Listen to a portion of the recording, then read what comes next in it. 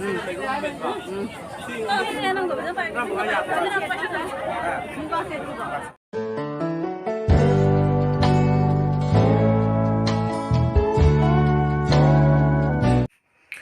guys, mayang ngasidi aise yumda oina laeba ipamda khara kuida ipamda lakpase ko ado ngasi Lakhipur bazar ne ba ngasi se Sakonjen Lakhipur bazar ne ba do hayang se luhongba ma leyeba ko koi iche siga koi ibai mana Manipur da iche ma pare iche moi heng luhong mane ba ko dogi chatpagi phiron dum jiongge na khada ai su phi pura udre ba chatkani chatlo na bhap ta dana ne ado ngasi di Lakhipur bazar de na phi se ma ka jiengurage na khali ne ba ado mayam su jengmina si ga punna ado phajaba phajadra lera ga mayam comment to bido ko ado ne ado ko na munar si mayam ai chalu ge mo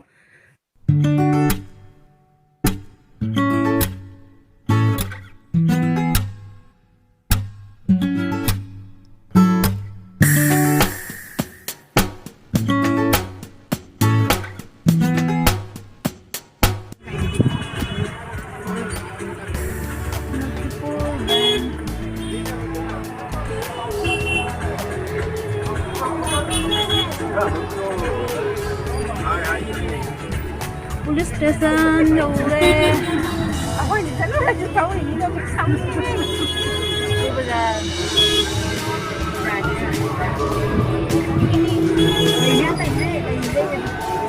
đây nó nè đây và tụi tôi chỉ có con nó đi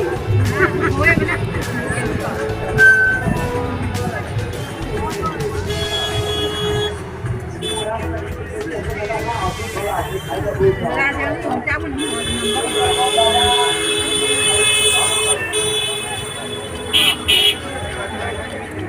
Sonda yung chak đi làm gì này lâu có làm phải lấy đông đây nó cái đồ kia đi làm nào nhỉ 얘가 음악 시나고 막 조디 퍼져 있는다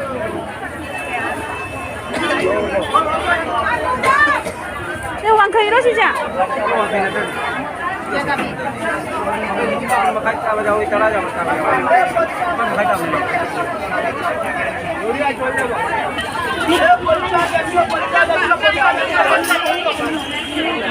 이거 그냥 지금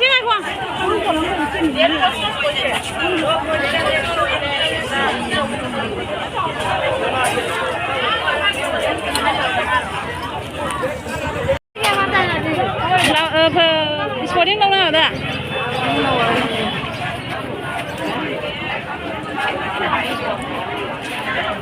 mi kutin jadi lo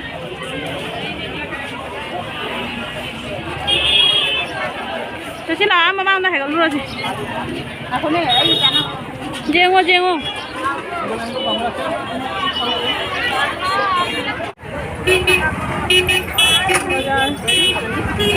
Hả? Muka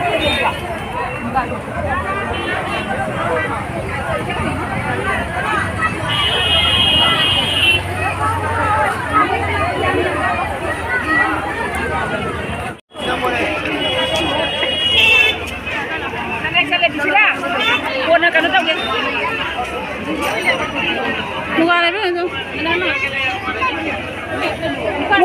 muka siapa ya? Tum cuma lagi nona siapa? Hadi tum jam natang tapi ni, anu betul apa kalau mas lain dah? Tapi ini tu loy tu kalau.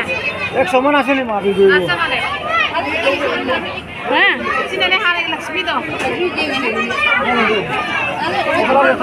হ্যাঁ dah masa lo kerja bang dengan banyak ada cithau ni kita jak balik jak balik dia kemana dia sih macam mana kerja ni aja kamu dah yang ha mana dia ai siap sampai kamu dah yang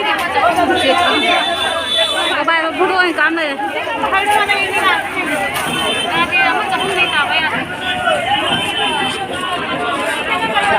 Cái không có riêng tôi vì là các không có riêng này riêng hay là đây riêng chứ đâu quay lại làm gì đó làm tao mình tao chơi sana yang cái đó 가자 더. 지금. Kalau ni dia kena. 파이팅하는 거 보자. Ini apa dia? Pinju ba ni apa dia? Kami paham ni ada. Lấy rong cái xin nó chào nó ba. Aku ini je mana kal. Tamaka apa tamaka? Kaya ano ni je? Maman. Sama tu makai, sama tu makai. Ani ma. Siam mana bro maman? Lore nang tangan ko. Sino ba kaya ano?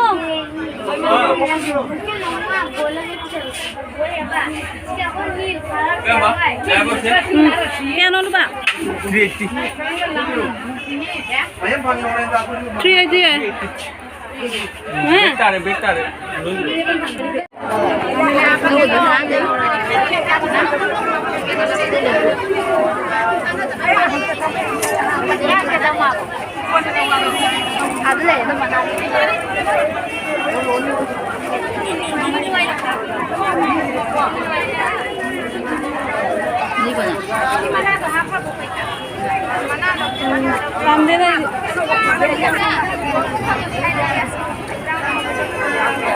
짱짱 여기 비 디자잖아. 비 바이 비 바이. 내가 보신 분이야. 배치 짱군 비로다. 저거 예술이셔. Kalau view ni. हाँ पीला colour colour दादा से कलो इधर चनिया तो Hong बरा ने से कलर से लोई ना ने मकान का तो लई गो कितना गया है? खलो कितना लो? आइसक्रीम चाहिए दुकान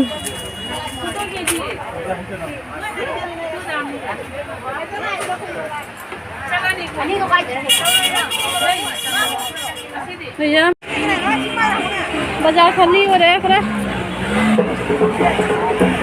रन चली लवाई का को bằng ngào bản thế thôi không sao đi dùng chắc mà dùng cho nó খালি đâu dùng chắc kia nó Cheers, Mas Khan. cheers cầm ra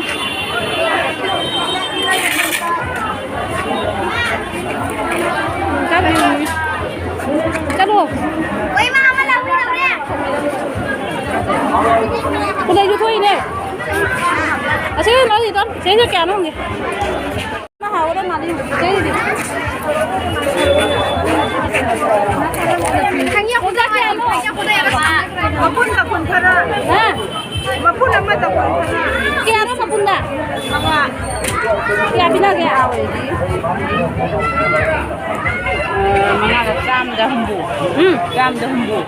mayam hojise mo yumda hale aina budi chak thongna loina thaname ko ado akhoi tatona da moi ki chicken thongame ba ado chicken thong ba je oina ai ki saru su kha me ado moi doina cha re hoji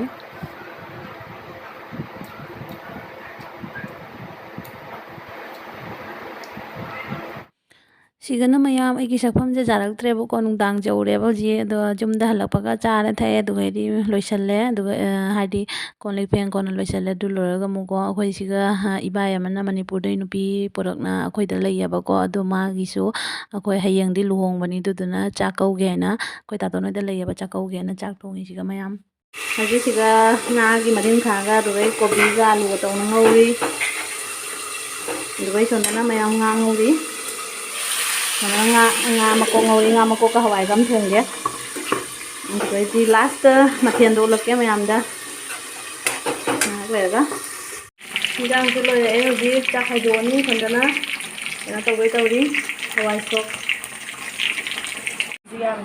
mày làm cái gì akhoi iche chắc câu vào xe lò đấy ina mà anh chỉ có mà thiền này mà thiền đi làm tàu thế đó mày em chỉ có lấy đây bao thùng bao lấy đây hawai cái nga mako ka asana chicken lấy đây dugai sigana jongchak dugai kai thangjinga mai lole asiga jerum tanam hore mimi singjo ma mayam ngasigi mathen je o siga ma sulai de asina akoi nga marin kha ngauba asini mayam cha cha ho lo thôi cho nó ba chicken cuốn đây rồi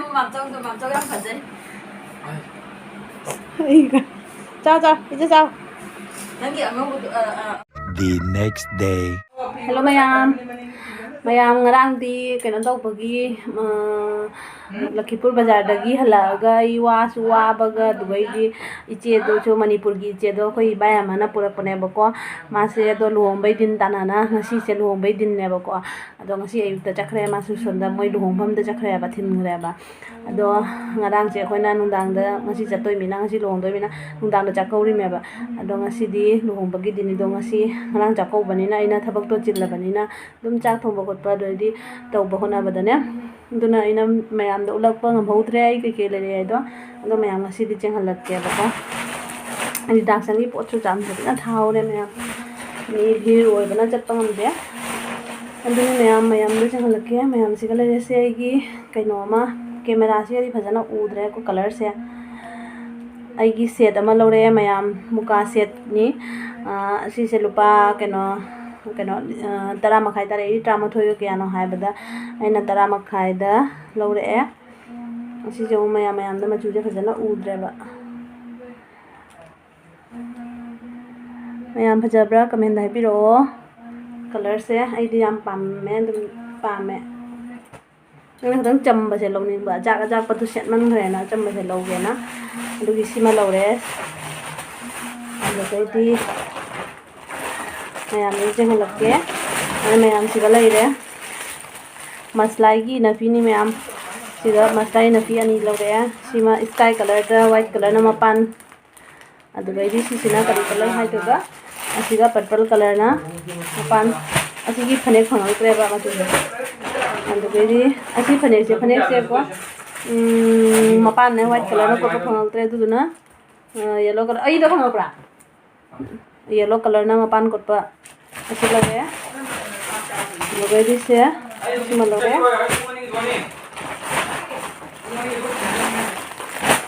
lugadi mayam siga phane ga ma lore mas 5 minar phane ga duni mayam site lugadi siga su lai re siga su ani 5 minar phane ga mayam ahum lore simaga tela ma chu dangu bana ko pane mayam ahum lore